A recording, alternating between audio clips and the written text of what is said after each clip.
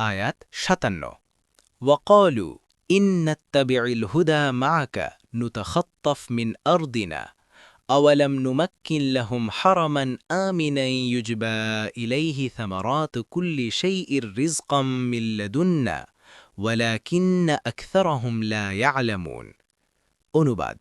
আর তারা বলে আমরা যদি তোমার সাথে সৎপথ অনুসরণ করি তবে আমাদেরকে দেশ থেকে উৎখাত করা হবে আমরা কি তাদের জন্য এক নিরাপদ হারাম প্রতিষ্ঠা করিনি যেখানে সর্বপ্রকার ফলমূল আমদানি হয় আমাদের দেয়া রিজিক স্বরূপ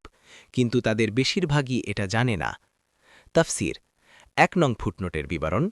মক্কার কাফিররা তাদের ঈমান কবুল না করার এক কারণ এই বর্ণনা করল যে আপনার শিক্ষাকে সত্য মনে করি কিন্তু আমাদের আশঙ্কা হল যে আপনার পথ নির্দেশ মেনে আমরা আপনার সাথে একাত্ম হয়ে গেলে সমগ্র আরব আমাদের শত্রু হয়ে যাবে এবং আমাদেরকে আমাদের দেশ থেকে উৎখাত করে দেয়া হবে আরবের সমস্ত উপজাতি মিলে আমাদেরকে মক্কা ত্যাগ করতে বাধ্য করবে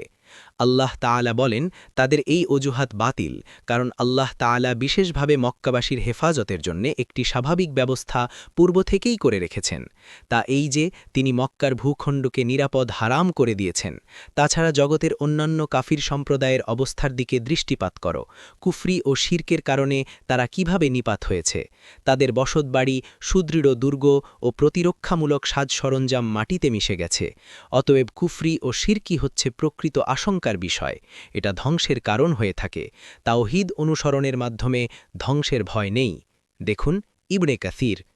২ নং ফুটনোটের বিবরণ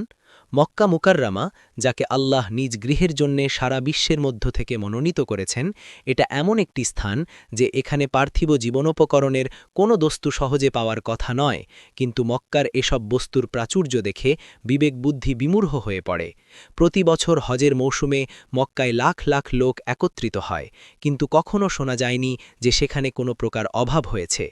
এ হচ্ছে মক্কার কাফিরদের অজুহাতের জবাব যে তিনি তোমাদের কুফরি ও শিরক সত্ত্বেও তোমাদের প্রতি এত সব অনুগ্রহ করেছেন তোমাদের দেশকে যাবতীয় বিপদাশঙ্কা থেকে মুক্ত করে দিয়েছেন এবং এদেশে কোনো কিছুই উৎপন্ন না হওয়া সত্ত্বেও সারা বিশ্বের উৎপাদিত দ্রব্য সামগ্রী এখানে এনে সমাবেশ করেছেন সেই বিশ্বস্রষ্টার প্রতি বিশ্বাস স্থাপন করলে এসব নিয়ামত হাতছাড়া হয়ে যাবে এরূপ আশঙ্কা করা চূড়ান্ত নির্বুদ্ধিতা বই নয়